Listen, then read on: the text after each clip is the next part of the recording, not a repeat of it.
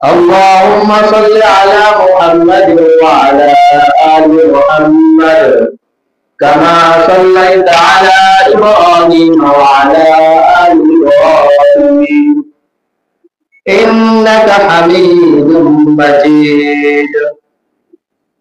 اللهم بارك على محمد وعلى آل محمد كما باركت على إبراهيم وعلى آل إبراهيم إنك حميد مجيد.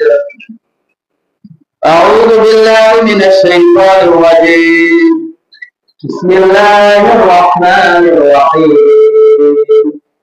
والليل إذا يغشى والنهار إذا تجلى وما خلق الذكر والأنثى إن سعيكم لشتى فأما من أعطى واتقى وصدق بالحسنى فسنيسره لليسرى وأما من بخل واستغنى وكذب بالحسنى فسنيسره للعسرى وما يغني عنه ماله إذا تردى. وقال النبي صلى الله عليه وسلم السخي حبيب الله أو كما قال عليه الصلاة والسلام. আলহামদুলিল্লাহ, আল্লাহ পাকের দরবারে অসংখ্য শুকরিয়া যে আল্লাহ পাক রব্বুল আলামিন আমাদেরকে পবিত্র জুমার দিন জুমার নামাজ আদায়ের উদ্দেশ্যে যথা সম্ভব মসজিদে আসার এবং বসার তৌফিক দান করেছেন। সেজন্য আমরা আল্লাহ তাআলার দরবারে শুকর আদায় করি যে আলহামদুলিল্লাহ। আজকে আমরা আলোচনা শুরু করব কুরআনুল কারীমের 92 নম্বর সূরা সূরাতুল লাইল।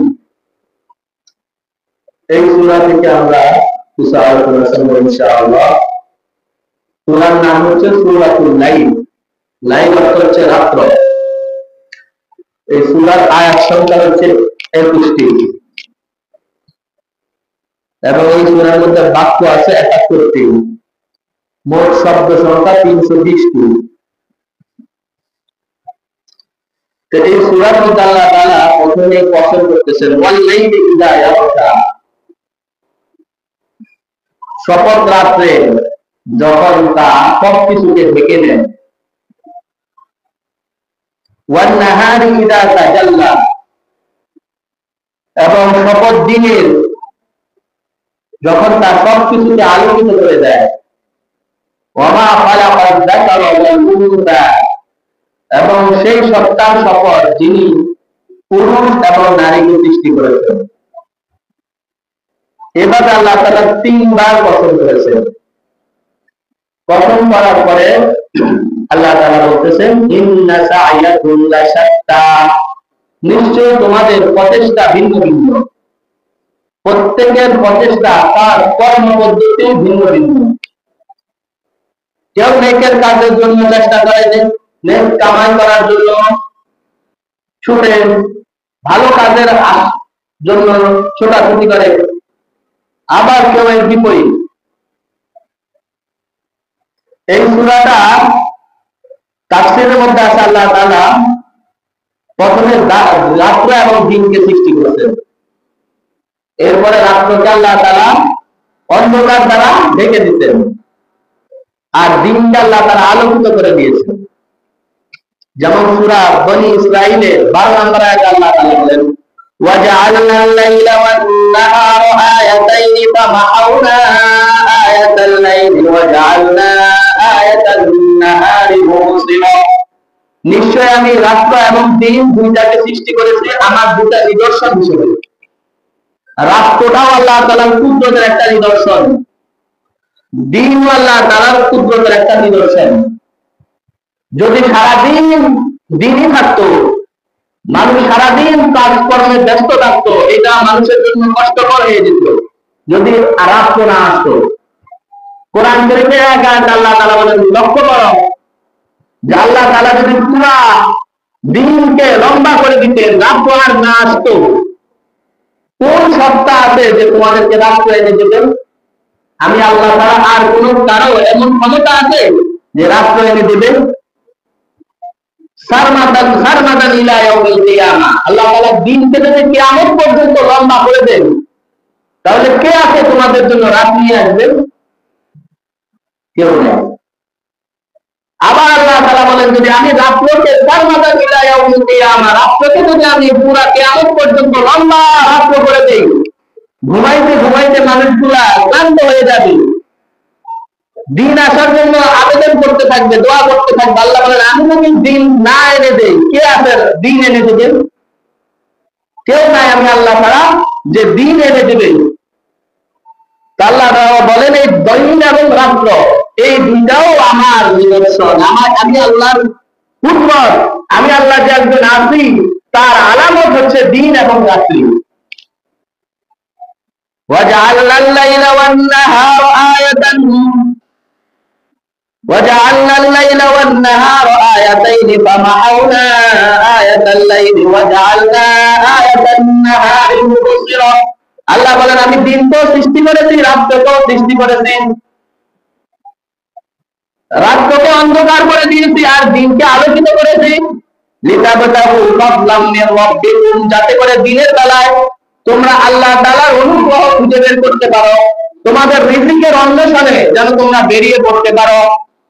লিতাবতাগু ফাদলাম মির রাব্বিকুম ওয়া লিতা'লামু আদাদাস সিনিনা ওয়াল হিসাব, এবং যেন তোমরা বছরের গণনা ঠিকভাবে করতে পারো এবং অন্যান্য হিসাব যেন তোমরা ঠিকভাবে করতে পারো। এজন্য আমি দিন এবং রাত্রিকে সৃষ্টি করেছি। যদি দিন রাত্রি না হতো তাহলে বছরের গণনা, মাসের গণনা, সপ্তাহের গণনা, দিনের গণনা, 24 ঘন্টার গণনা এগুলো সম্ভব হতো না। মানুষ বুঝতোই না দিন রাত কিভাবে বছর যায়, কিভাবে সপ্তাহ যায়।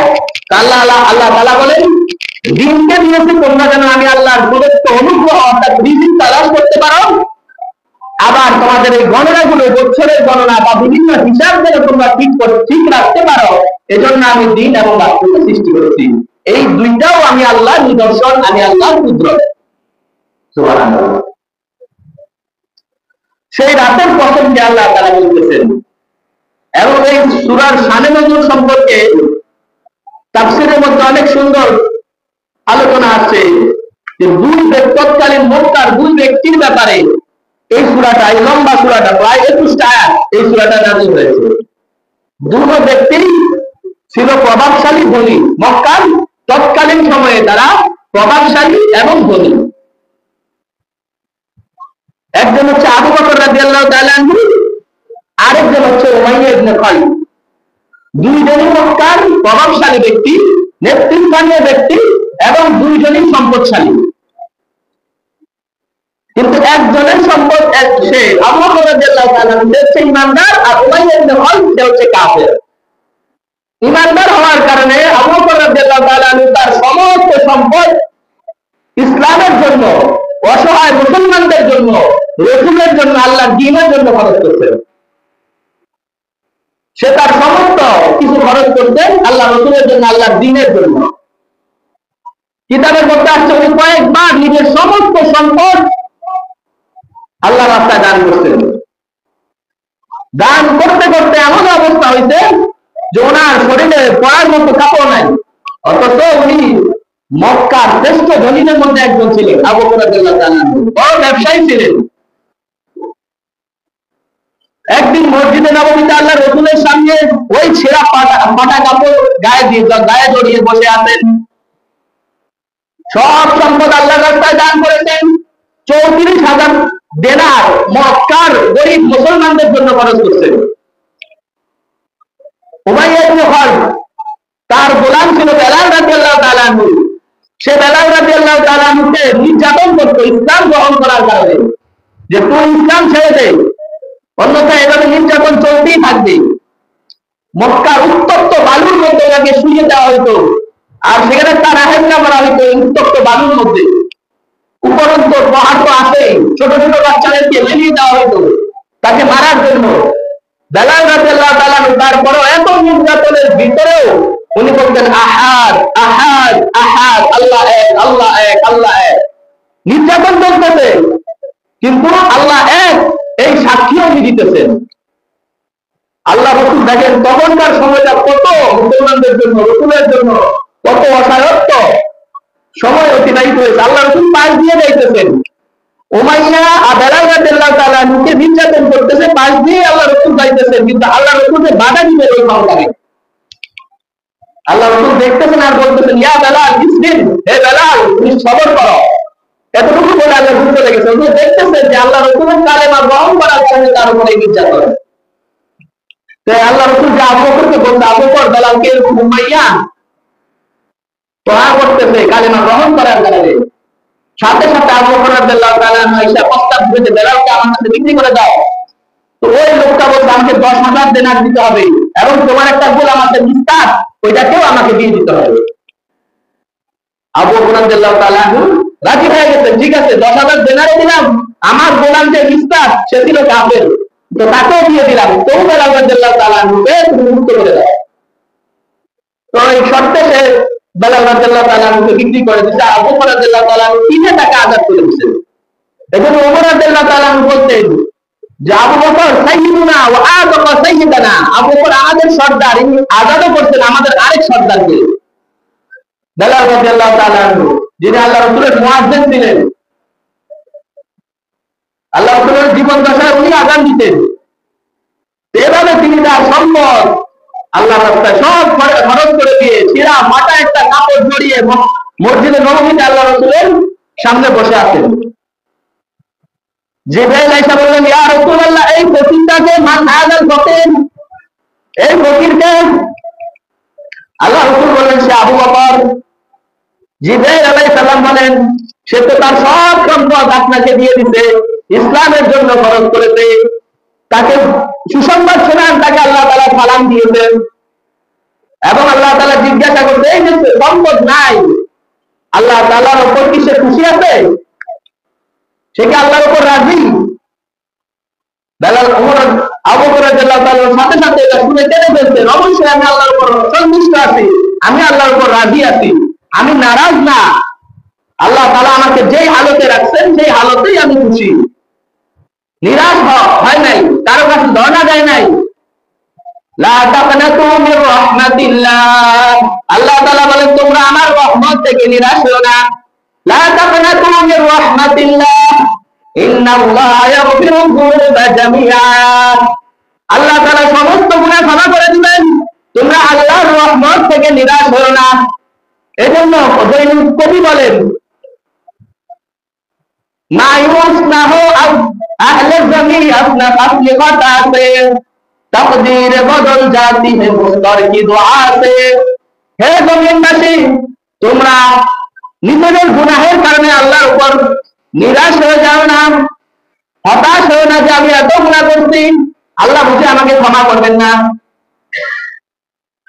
तकदीर बदल जाती है मुस्तर की दुआ से, বিজয়ী ব্যক্তি যে বিপদগ্রস্ত ব্যক্তি যখন আল্লাহর কাছে পান খুলে দোয়া করে আল্লাহ তাআলা তাকদীরে পরিবর্তন করে দেন। এজন্য নিরাশ হওয়া যাবে না। লা তাকনাতু মির রাহমাতিল্লাহ, আল্লাহ তাআলা বলেন আমার রহমত থেকে নিরাশ হও না। আরেক সুন্দর মজার হাদিস আছে দেখেন, আল্লাহ তাআলা কত দয়ালু আমাদের উপর। আল্লাহ তাআলা বলেন হে বনি আদম লাউ মালাআ যুনুবিকা মা বাইনাস সামাই ওয়াল আরদি, যদি তোমার গুনাহ আসমান জমিনের মধ্যবর্তী ফাঁকা জায়গাগুলোকে ভরে ফেলে, তুমি এত গুনাহ করছো, যদি এত গুনাহ করা কোনো বনি আদমের পক্ষে সম্ভব না, তারপরেও আল্লাহ তাআলা বলতেছেন ধরে নিলাম যে তুমি এত অধিক পরিমাণ গুনাহ করছো যে তোমার গুনাহের কারণে আসমান জমিনের মধ্যবর্তী যে ফাঁকা জায়গা আছে সেই ফাঁকা জায়গাটা পরিপূর্ণ হয়ে গেছে। এরপরে তুমি তোমার ভুল বুঝতে পেরেছো, এত অধিক গুনাহ করার পরে তোমার ভিতরে ভুলের অনুশোচনা জন্ম হয়েছে, তুমি বুঝতে পেরেছো যে না আমি এতদিন যে গুনাহ করছি, এত বছর যে আমি গুনাহ করছি, এটা আমার ভুল ছিল। তুমি যদি আমি আল্লাহর কাছে ক্ষমা চাও, নত হও, আমি তাকে ক্ষমা করে দেবো, আমি কারো পরোয়া করি না। এত বড় গুনাহগারকে আমি ক্ষমা করে দেবো, এ ব্যাপারে আমি কারো পরোয়া করি না। কেউ আমাকে জিজ্ঞাসা করবে না যে আল্লাহ অমুককে কেন ক্ষমা করলেন। আল্লাহ বলেন তোমরা নিরাশ হও না, আমি সব গুনাহ ক্ষমা করে দেবো। ইন্নাল্লাহা ইয়াগফিরুয যুনুবা জামিআ, আল্লাহ তাআলা সমস্ত গুনাহ ক্ষমা করে দিবেন। বলতে বান্দা যখন গুনাহ করে এমন ভাবে আল্লাহ তাআলা তাকে কবুল করে নেন, সে আল্লাহর বন্ধু হয়ে যায়। ফেরেশতারা পর্যন্ত ভুলে যায় তার গুনাহের কথা। যে কিরামান কাতিবিন দুই কাদের ভুল ফেরেশতা তার গুনাহ লিখতে, সেই ফেরেশতারা ভুলে যায় তার গুনাহের কথা। যে জমিনের মধ্যে সে গুনাহ করতে, সেই জমিনে তার গুনাহের কথা ভুলে যায়। পৃথিবীতে আল্লাহ তাআলা কোনো সাক্ষী রাখেন না যে কিয়ামতের মাঠে তার সাক্ষী দিবে। এজন্য কেউ যদি আল্লাহ তাআলার কাছে তওবা করে, বলতে আল্লাহ তাআলা এমন খুশি হন যে মরুভূমিতে একটা লোক তার উট হারায় ফেলছে, যে উটের উপর তার খাবার, তার পানি, এখন এই উট যদি সে দিবে না পায়, তার মরুভূমিতে চতুর্দিকে মরুভূমি, মৃত্যু, নির্ঘাত মৃত্যু। সে দুশ্চিন্তায় ঘুমায় পড়ছে যে আমার এখন মৃত্যু ছাড়া কোনো পথ খোলা নাই, যেহেতু উট নাই, উটের উপর আমার পানি, আমার খাবার, আশেপাশে কোনো বাড়িঘর নাই। মৃত্যুর অপেক্ষায় পেরেশানির হালতে তার ঘুম এসে গেছে। ঘুমের থেকে জাগ্রত হয়ে দেখে যে তার পাশে তার উটটা। সাথে সাথে সে খুশিতে, আনন্দের আতিশয্যে, অতি আনন্দে, আবেগের বশতে সে বলে ফেলে আল্লাহুম্মা আনতা রব্বি আনতা আবদি ওয়া আনা রব্বুক, হে আল্লাহ আমি হচ্ছি আপনার রব আর আপনি হচ্ছেন আমার গোলাম। ভুলে বলে ফেলছে, কেন? অতি খুশিতে। তো বলছে এই ওই লোকটা নির্ঘাত মৃত্যুর হাত থেকে ফিরে এসেছে, এই খুশিতে সে এরকম বলতেছে। বলে আল্লাহর কোন বান্দা যদি আল্লাহর কাছে এভাবে ক্ষমা চায়, আল্লাহর কাছে ক্ষমা চাইলে আল্লাহ তাআলা এর থেকেও বেশি খুশি হন, এর থেকেও বেশি খুশি হন। এজন্য নিরাশ হওয়া যাবে না। আইয়ুব আলাইহিস সালাম আল্লাহর পয়গম্বর ছিলেন। একবার আল্লাহ তাআলার কাছে এসে শয়তান বলতেছে আইয়ুবকে আপনি অনেক সম্পদ দিয়েছেন, এজন্য সে আপনার ইবাদত করে, তার সন্তান আছে, স্ত্রী আছে একাধিক, এজন্য সে আল্লাহর ইবাদত করে। তার যদি এগুলো না থাকতো সে ইবাদত করতো না। আল্লাহ তাআলা বলেন না, এগুলো না থাকলেও সে আমার ইবাদত করবে। শয়তান বলতে তাহলে দেখতে এগুলো সব করায় দেন। আল্লাহ তাআলা দেখানোর জন্য ওনার সব স্ত্রীরা ওনাকে ছেড়ে চলে গেল, ওনাকে একটা রোগ দিলেন, যে রোগের কারণে ওনার সব সম্পদ আস্তে আস্তে নষ্ট হয়ে গেল। ওনার স্ত্রীরা ওনাকে ছেড়ে চলে গেল। ওনার 7টা ছেলে ছিল, 7টা ছেলেও মারা গেল। একেবারে নিঃস্ব হয়ে গেছে, কোনো সম্পদ নাই, স্ত্রী নাই, সন্তানরাও কাছে নাই। শরীরের মধ্যে রোগ হইতে হইতে শরীরের মধ্যে পচন ধরে গেছে, পচন ধরে গেছে, পোকা হয়ে গেছে। আল্লাহ নবী দেখেন কত বড় পরীক্ষা। বলতে পৃথিবীর বুকে আসার দুনিয়াতেন বালা আল আম্বিয়া ওয়া উম্মাল আমসাল ওয়াল আফাল আমসাল, পৃথিবীর বুকে আল্লাহ তাআলা সবচেয়ে বেশি পরীক্ষা দিবেন নবীদের। এরপরে তাদের সমপর্যায়ে যারা আছে আল্লাহর ওলি, সিদ্দিক, শুহাদা, তাদের পরীক্ষা দিবেন। এরপরে যারা আছে, যে যত বড় আল্লাহর ওলি হবে, আল্লাহ প্রিয় হবে, তাকে আল্লাহ তাআলা বিভিন্ন ভাবে পরীক্ষা ও কঠিন কঠিন পরীক্ষা দিবেন। ভালো ছাত্রের প্রশ্নটাও শিক্ষক কঠিন করে ধরে, আর যে খারাপ ছাত্র গরিব পড়ালেখা পারে না, তাকে প্রশ্নটা একটু সহজ করে কোনো মতে কিসে 30 ভাবে পাস করে। কিন্তু ছাত্র যদি এ ক্লাস পাওয়া হয়, তার যখন ভাইবা নেয় তাকে কঠিন প্রশ্নটা করে। আল্লাহ তাআলা নবীদেরকে থেকে এরকম কঠিন পরীক্ষা দিতেন। শরীরে পোকা হয়ে গেছে, তারপরেও তিনি আল্লাহর ইবাদতের মধ্যে কোনো ত্রুটি করেন না, ইবাদত চালিয়ে গেছেন। লাস্টে সর্বশেষ যখন জিহ্বার মধ্যে পোকা হয়ে গেছে, এখন তার জিকিরও করতে পারেন না, আল্লাহকে রাখতে পারেন না, তখন শুধু একটা শব্দ বলছেন রব্বি ইন্নী মাসানিয়াদ দুরু ওয়া আনতা আরহামুর রাহিমিন। আল্লাহ আমি তো অসুস্থ হয়ে গেছি, আর আপনি তো শ্রেষ্ঠ দয়ালু, শুধু এতটুকু বলছেন। আল্লাহ তাআলা তখন প্রায় 13-14 বছর এরকম দীর্ঘ একটা সময় ওনার এই অসুস্থতার মধ্যে কাটাইছেন। শরীরের মধ্যে পচন ধরে গেছে, পোকা হয়ে গেছে, তারপরে আল্লাহর বিরুদ্ধে কোনো অভিযোগ করে নাই। আল্লাহ তাআলা পরে ওনাকে পরিপূর্ণ সুস্থ করে দিয়েছেন। এজন্য আল্লাহ তাআলার রহমত থেকে নিরাশ হওয়া যাবে না। আবু বকর রাদিয়াল্লাহু তাআলা বলছেন যে না, আমি আল্লাহর উপর রাজি আছি, খুশি আছি। এই আবু বকর রাদিয়াল্লাহু তাআলা এবং উমাইয়া ইবনে খালিদ তার ব্যাপারে এই আয়াতটা নাযিল হয়েছে। আবু বকর রাদিয়াল্লাহু তাআলা উনি সর্বপ্রথম পুরুষদের মধ্যে ইসলাম গ্রহণ করতেন, পুরুষদের মধ্যে সর্বপ্রথম ইসলাম গ্রহণ করতেন। এবং ওনার ইসলাম গ্রহণের কাহিনীটাও অনেক অলৌকিক ঘটনা। উনি গেছেন ব্যবসা করতে শাম দেশে, শাম দেশে গিয়ে একটা স্বপ্ন দেখছেন। তো ওইখানে যে বাদী ছিল খ্রিস্টান আলেম, তার কাছে গেছে যে আমি তো এই স্বপ্নটা দেখছি। ওই বাদী স্বপ্নের ব্যাখ্যা করতেছেন, অচিরেই তোমার দেশে মক্কায় একজন নবী আসবেন, তাকুনু ওয়াজিরুহু ফি হায়াতিহি, এই স্বপ্নের ব্যাখ্যা হলো তার জীবন দশায় আপনি তার অধীন হবেন, তার প্রধান সহকারী হবেন।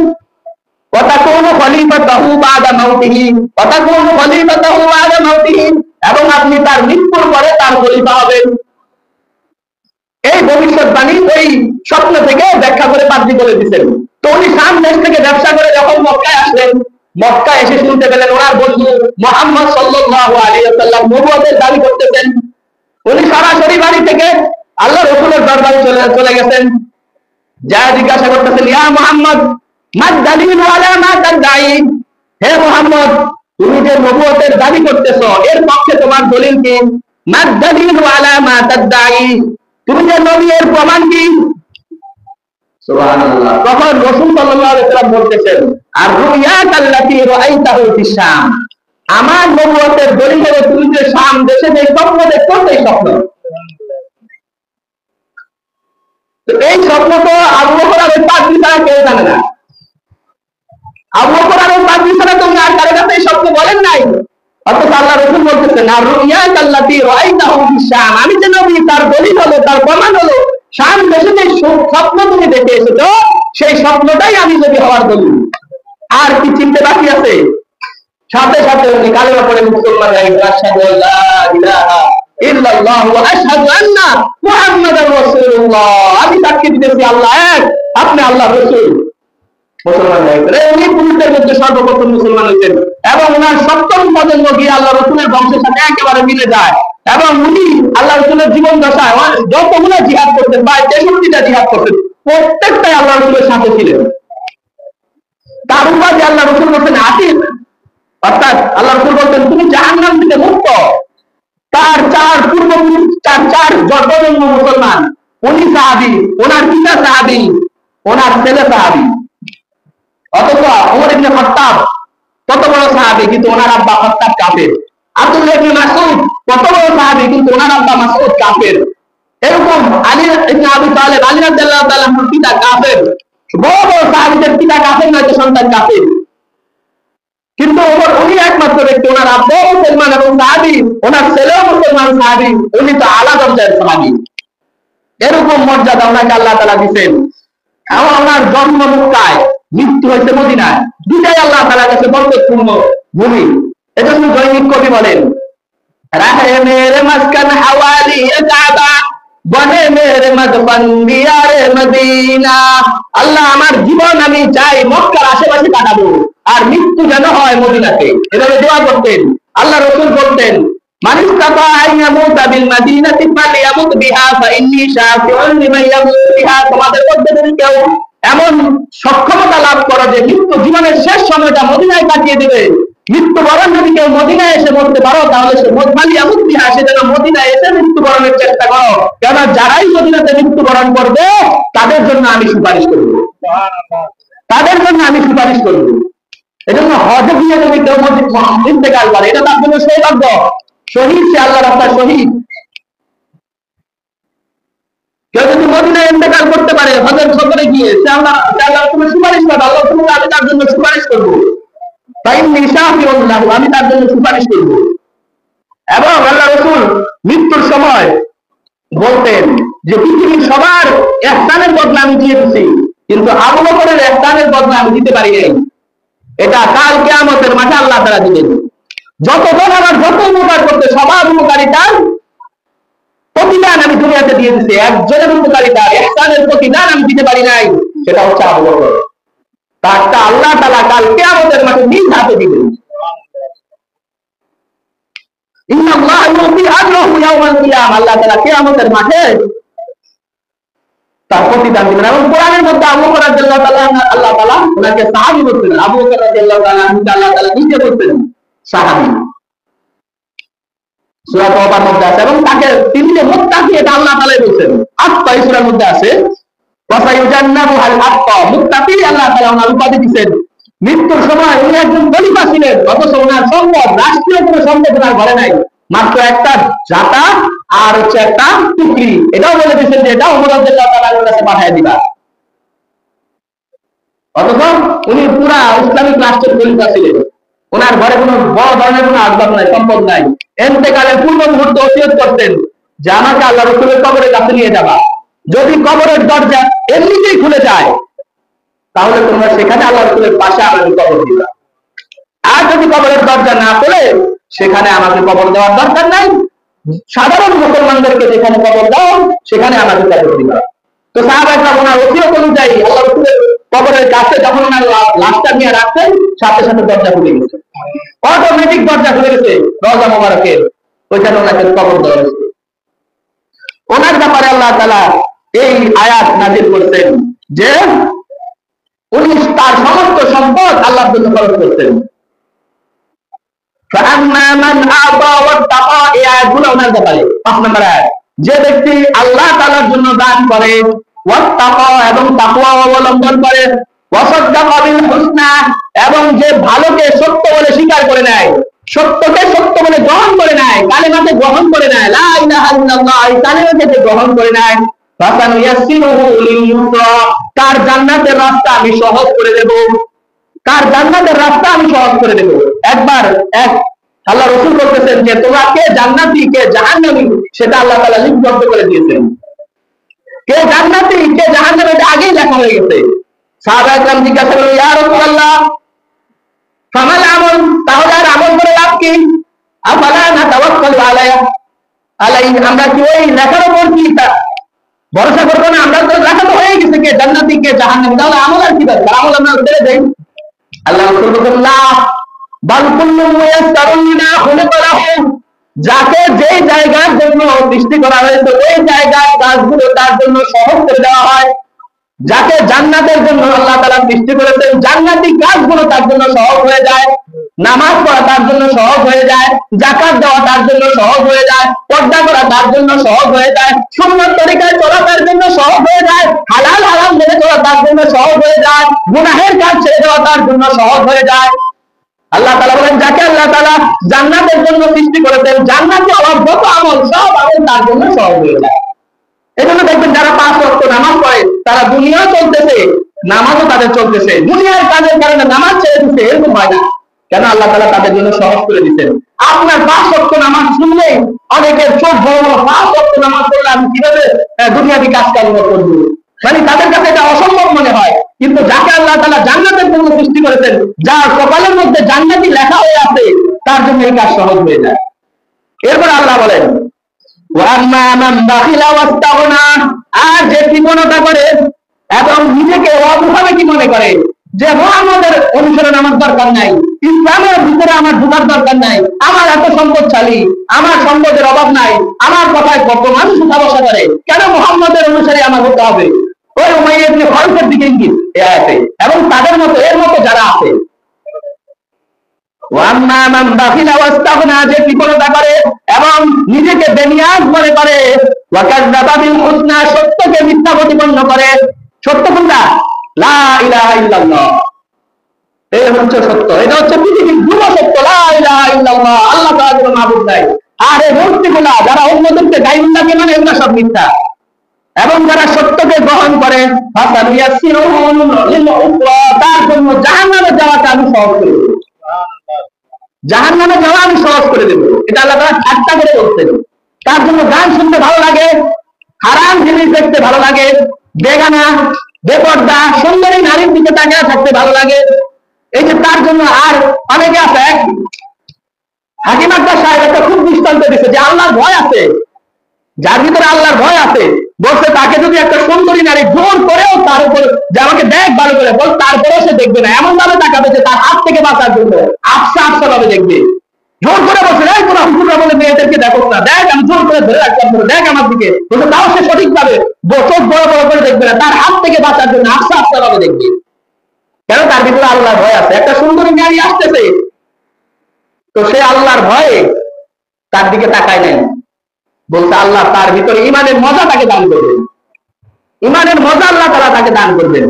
তো যারা এরকম সত্যকে গ্রহণ করে না, আল্লাহ বলেন জাহান্নামের রাস্তা আমি তাদের জন্য সহজ করে দেই। কি মনে করে? জাহান্নামের রাস্তা আমি তাদের জন্য সহজ করে দেই। যখন সে মৃত্যুবরণ করবে তার সম্পদ তার কোনো কাজে আসবে না, তার এই সম্পদ তাকে জাহান্নাম থেকে বাঁচাতে পারবে না, তার এই সম্পদ তাকে মৃত্যুর যন্ত্রণা থেকে বাঁচাতে পারবে না, তার এই সম্পদ তাকে কবরের আযাব থেকে বাঁচাতে পারবে না, তার এই সম্পদ তাকে কিয়ামতের মাঠের আযাব থেকে বাঁচাতে পারবে না, তার এই সম্পদ তার কোনো কাজে আসবে না।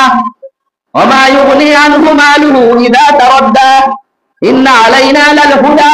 আল্লাহ বলেন হেদায়েত তো আমি আল্লাহর কাছে, হেদায়েত আমি আল্লাহর কাছে, আমি যাকে ইচ্ছা তাকে হেদায়েত দেব। বেলাল রাদিয়াল্লাহু তাআলা একেবারে গরীব অসহায়, সেই কোন রোম পারস্য থেকে আসছে, অনেক দূর থেকে আসছে,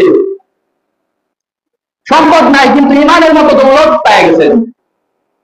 আর আবু জাহেল, উতবা, সাইবা যাদের কোনো কিছুর অভাব নাই, তারা হেদায়েত পায় নাই, তারা হেদায়েত পায় নাই।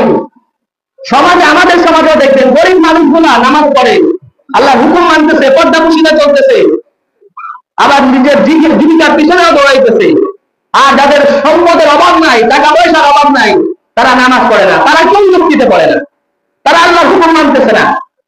এটা একেবারে আপনি কোরআনের শুরু থেকে শেষ পর্যন্ত দেখা যাবে যারা অসহায়, গরিব, দরিদ্র, তারা নবীদের অনুসারী ছিল। এবং বর্তমান জামানো যারা আল্লাহর হুকুম মানে অধিকাংশ গরিব, যারা নামাজি অধিকাংশ গরিব, অসহায়। আল্লাহ বলেন হেদায়েত তো আমি আল্লাহর কাছে। ওয়া ইন্না লানা লাল আখিরাতা ওয়াল উলা, দুনিয়া এবং আখিরাতের কল্যাণ দেওয়া এটাও আমার হাতে, আমি যাকে ইচ্ছা তাকে দুনিয়াতে কল্যাণ দেব। ফাআনজারতুকুম নারান তালাযা, আমি তোমাদেরকে ভয় দেখাচ্ছি এমন আগুনে, প্রজ্বলিত আগুনের ভয় দেখাচ্ছি, তোমরা এই দুনিয়া নিয়ে কৃপণতা করো, দুনিয়া নিয়ে মগ্ন। আল্লাহ তাআলা বলেন ফাআনজারতুকুম নারান তালাযা। হাদিস শরীফের মধ্যে আসছে আসাদুন নাসি ইন্না আহওয়ানা আহলিন নারি আযাবান মুতালাহুনা আলানা মিনান নার, জাহান্নামের মধ্যে যার সবচেয়ে কম আযাব হবে, একেবারে আহওয়ানু আহলিন নারি আযাবান, সবচেয়ে কম আযাব হবে এই লোকের, আবু তালেব। জাহান্নামের মধ্যে সবচেয়ে কম আযাব হবে কার? আবু তালেব। কে আবু তালেব? আল্লাহ রাসূলের চাচা, আলী রাদিয়াল্লাহু তাআলা আনহুর পিতা, হামজা রাদিয়াল্লাহু তাআলা আনহুর পিতা।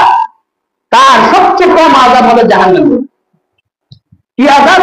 ইউতালাহুনা আলানা মিনান নার, তাকে শুধু আগুনের এক জোড়া জুতা পরিয়ে দেওয়া হবে, আর কোনো শাস্তি হবে না।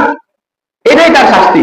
জাহান্নামের মধ্যেও তাকে দেওয়া হবে না সাপ বিচ্ছু, হ্যাঁ, এভাবে কোনো আযাবই হবে না, শুধু জাহান্নামের এক জোড়া জুতা পরিয়ে দেওয়া হবে, এটাই তার শাস্তি। অথচ আল্লাহ রাসূল বলেছেন ইয়াগলি মিন হুমা দিমাগুহু, যার কারণে তার মগজগুলো টকবক করতে থাকবে, এই আগুনের তাপে তার মগজগুলো টকবক করতে থাকবে। আর আবু তালেব মনে করবে যে জাহান্নামের মধ্যে বুঝি আমার সবচেয়ে বেশি শাস্তি হইতেছে, আমার মনে হয় সবচেয়ে বেশি শাস্তি হইতেছে। অথচ আল্লাহ রাসূল বলেন আহওয়ানু আহলিন নারি আযাবান, তার সবচেয়ে কম আযাব হইতেছে, আর সে মনে করতেছে আমার সবচেয়ে বেশি আযাব হইতেছে। বলতে জাহান্নামের আগুন থেকে একটা লোককে যদি উঠিয়ে দুনিয়ার আগুনের মধ্যে রাখা হয়, সে শান্তিতে তার ঘুম এসে যাবে। দুনিয়ার আগুন তার কাছে আগুনই মনে হবে না, এটা আরামের জায়গা, তার ঘুম এসে যাবে। হাজার হাজার গুণ কঠিন আযাব হবে জাহান্নামের আযাব। আল্লাহ তাআলা আমাদের সবাইকে যে সমস্ত কাজ করলে মানুষ জাহান্নামী হয়, জাহান্নামের আযাবের উপযুক্ত হয়, এই সমস্ত কাজ থেকে আল্লাহ তাআলা আমাদেরকে বেঁচে থাকার তৌফিক দান করুন। জাহান্নামী হওয়ার এক নম্বর আমল হচ্ছে নামাজ না পড়া। জাহান্নামী হওয়ার এক নম্বর বদ আমল হচ্ছে নামাজ না পড়া। দেখেন কোরআন শরীফে আছে, ফেরেশতারা জিজ্ঞাসা করবে যে তোমরা জাহান্নামে আসলা কেন? মা সালাকাকুম ফি সাকর, এই তোমাদেরকে কোন জিনিস তোমাদেরকে জাহান্নামে নিয়ে আসলো? সাকর জাহান্নামের একটা স্তরের নাম। জাহান্নামের 7টা স্তর, আমরা বলি জাহান্নাম 7টা না, স্তর 7টা। এক এক জাহান্নামে এক এক ধরনের আযাব হবে। তো একটা জাহান্নামের নাম হচ্ছে সাকর। আল্লাহ তাআলা বলেন, মা, আল্লাহ রাসূল বলেন যে মা, ফেরেশতারা তাদেরকে জিজ্ঞাসা করে মা সালাকাকুম ফি সাকর, এই সাকর নামক জাহান্নামে কে তোমাদেরকে নিয়ে আসলো? তারা বলবে লাম নাকু মিনাল মুসাল্লিন, আমরা নামাজ পড়তাম না। এক নম্বর অপরাধ জাহান্নামে যাওয়া, নামাজ ছেড়ে দেওয়া, প্রধান অপরাধ। এবং দেখেন ফেরাউনের নাম শুনলে আমরা নাক ছিটকাই, নমরুদের নাম শুনলে আমরা নাক ছিটকাই, হামানের নাম শুনলে আমরা নাক ছিটকাই। কেন? এরা অনেক বড় অপরাধী, আমরা সবাই জানি। কিন্তু আল্লাহ রাসূলের হাদিস, এই যে কিতাব আছে ফাজাইল আমল, এখানে লেখা আছে যারা নামাজ পড়ে না তারা ফেরাউনের সাথে জাহান্নামে থাকবে, হামানের সাথে জাহান্নামে থাকবে, নমরুদের সাথে তারা জাহান্নামে থাকবে। তাহলে তাদের জাহান্নামে যে আযাব হবে, বেনামাজিরও ওই একই আযাব হবে। এজন্য ভাই আপনাদের হাতে পায়ে ধরে আমি অনুরোধ করি, আর কত বুঝাবো, কয় বছর বুঝাইছি, আমি আর পারতেছি না আপনাদেরকে বুঝাইয়া আপনারা নামাজ ছাড়েন না। কি উসিলা দিয়ে? এই উসিলা দিয়ে আল্লাহর আযাব থেকে বাঁচা যাবে না, এই উসিলা দিয়ে আল্লাহর হাত থেকে বাঁচা যাবে না। আপনারা যদি বলেন যে হুজুর আমার পায়ে ধরেন, তাহলে আমি নামাজ পড়বো সবার সামনে, আমি কথা দিলাম এই কোরআন আমার হাতে, আমি আপনার পায়ে ধরবো, পায়ে ধরে বলি আপনি নামাজ ছাড়েন না, যত ব্যস্ততা থাকে আপনি নামাজ ছাড়েন না। তাহলে এই যে 1 নম্বর অপরাধ হচ্ছে জাহান্নামী হওয়ার নামাজ। তারা বলতেছে জাহান্নামীদের স্বীকারোক্তি, লান্নাতুম মিনাল মুসাল্লিন, জাহান্নামে আসার আমাদের 1 নম্বর অপরাধ আমরা নামাজি ছিলাম না, আমরা নামাজ পড়তাম না। লান্নাতুম মিনাল মুসাল্লিন, কোরআন খুলে দেখেন 30 29 পারার দিকে 28 পারা এইদিকে শেষের দিকে আছে যে ফেরেশতারা জিজ্ঞাসা করছে কেন তোমরা জাহান্নামে আসলা? তারা বলতেছে লান্নাতুম মিনাল মুসাল্লিন, আমরা নামাজ পড়তাম না। এটাই আমাদের 1 নম্বর অপরাধ, আরো তো অপরাধ আছে। আল্লাহ তাআলা আমাদেরকে নামাজ পড়ার তৌফিক দান করুন। লা ইয়াসলাহা ইল্লাল আশকা, আল্লাহ বলেন যে হতভাগারাই জাহান্নামে যাবে, ভালো মানুষ কখনো জাহান্নামে যাবে না। আল্লাযী কাযযাবা ওয়া তাওয়াল্লা, যে মিথ্যা প্রতিপন্ন করে এবং পৃষ্ঠপ্রদর্শন করে ইসলাম থেকে। ওয়া সায়ুজান্নাবুহাল আতকা, যারা মুত্তাকি তাদেরকে আল্লাহ তাআলা এই জাহান্নাম থেকে দূরে রাখবেন। আল্লাযী ইউতি মালাহু ইয়াতাযাক্কা, যে তার সম্পদ আল্লাহর রাস্তায় খরচ করে নিজের আত্মাকে পরিশুদ্ধ করার জন্য, নিজের সম্পদকে পবিত্র করার জন্য যে আল্লাহর রাস্তায় দান করে। ওয়া মা লিআহাদিন ইনদাহু মিন নি'মাতিন তুজজা, এই যে আল্লাহর রাস্তায় সে দান করতেছে এটার কোনো বিনিময় সে দুনিয়াতে চায় না।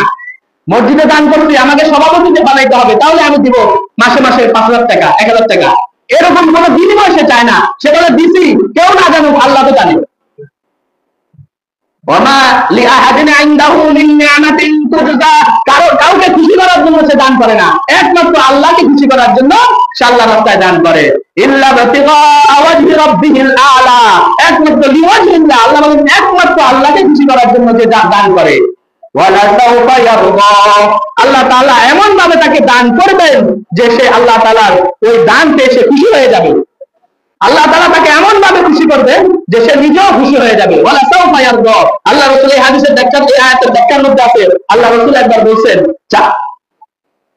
একজন লোক রোজাদার ব্যক্তিকে রোজার রাস্তা দরজা, যেটা জান্নাতের দরজা সেটা ডাকবে, এরকম জান্নাতের দরজাগুলো ডাকবে যে আসো আমার দিকে আসো। তো আবু বকর রাদিয়াল্লাহু তাআলা আনহু বলছেন যে এমন কোন লোক আছে যাকে জান্নাতের 8টা দরজায় ডাকবে? আল্লাহ রাসূল বলেন হ্যাঁ, আমার উম্মতের একটা লোক আছে যাকে জান্নাতের 8টা দরজায় ডাকবে যে আপনি আসেন, আপনি আসেন, আমার দিক দিয়ে প্রবেশ করেন, আমি ধন্য হই আপনি আমার দিক দিয়ে যখন প্রবেশ করবেন। এবং ইন্নী আরজু মিনাল্লাহি আনতা হুয়া, আমি আল্লাহর কাছে আশা করি ওই লোকটা তুমি, আবু বকর তুমি হবে ওই লোকটা। এই সূরার মূল শিক্ষা হলো যে যারা দান করবে আল্লাহর রাস্তায়, যারা দান করবে আল্লাহকে রাজি খুশি করার জন্য, আল্লাহ বলেন আমি তাকে এমন ভাবে কাল কিয়ামতের মাঠে দান করব, পুরস্কার দেব, এই পুরস্কার পেয়ে সে খুশি হয়ে যাবে। এজন্য আল্লাহ তাআলা আমাদেরকে এই সূরার যে প্রকৃত শিক্ষা, আল্লাহ তাআলা আমাদেরকে গ্রহণ করার তৌফিক দান করুন, সে অনুযায়ী আমল করার তৌফিক দান করুন। জাহান্নামের যে আমল, এই আমলগুলো থেকে আমরা বেঁচে থাকতে পারি। বিশেষ করে নামাজ যেন আমরা না ছাড়ি, যেখানেই থাকি না কেন, যত ব্যস্ততাই থাকুক না কেন, আমরা সেখানেই নামাজ পড়ি। আল্লাহ বলেন আমার উম্মতের জন্য পুরা জমিন হচ্ছে মসজিদ, পুরা পৃথিবীটাকে আল্লাহ তাআলা মসজিদ বানায় দিয়েছে। আগের উম্মতের মসজিদ সব জায়গায় নামাজ পড়া হতো না, গির্জায় গিয়ে তাদের নির্ধারিত ইবাদতের উপাসনালয় যেখানে ছিল সেখানে গিয়ে নামাজ পড়লে হবে, অন্যতা হবে না। আল্লাহ রাসূল বলেন আমার উম্মতের জন্য জুইলাত লিয়াল আরদুল মাসাজিদা, পুরা জমিন আমার জন্য মসজিদ। আপনি খেতে আছেন, ওর উপরে খেতের মাঝখানে দাঁড়ায় যান, নামাজ হয়ে যাবে। আপনি বাড়ির ছাদে আছেন, ছাদের উপরে আল্লাহু আকবার দাঁড়ায় যান, নামাজ হয়ে যাবে। আপনি প্লেনের মধ্যে আছেন, প্লেনের মধ্যে আল্লাহু আকবার দাঁড়ায় যান, নামাজ হয়ে যাবে। আপনি রেলের গাড়ির মধ্যে আছেন, দাঁড়ায় যান, আল্লাহু আকবার। আপনি ঘোড়ার উপরে আছেন, হাতির উপরে আছেন, আল্লাহু আকবার দাঁড়ায় যান, নামাজ হয়ে যাবে, কোনো বাধা নাই। বসে পানি নাই, মাটি দিয়ে তায়াম্মুম করে নামাজ পড়ে ফেলে, তাও হয়ে যাবে। এজন্য ভাই আমরা নামাজ না ছাড়ি। আমি তো বলছি, আবার বলতেছি, যদি কেউ বলেন যে হুজুর আপনি আপনার পায়ে ধরে যদি বলেন আমি নামাজ ছাড়বো না, আমি আপনার পায়ে ধরবো সবার সামনে, তারপরেও নামাজ ছাড়েন না। নামাজ যে ছাড়ে তার ইসলামের কোনো অংশ নাই। নামাজ যে ছাড়ে সে মুসলমান দাবি করার অধিকার তার নাই। আল্লাহ তাআলা আমাদের সকলকে এই বুঝগুলা দান করুন, আমাদের সকলকে আল্লাহ তাআলা নামাজ পড়ার তৌফিক দান করুন। আমিন ওয়া আমিন।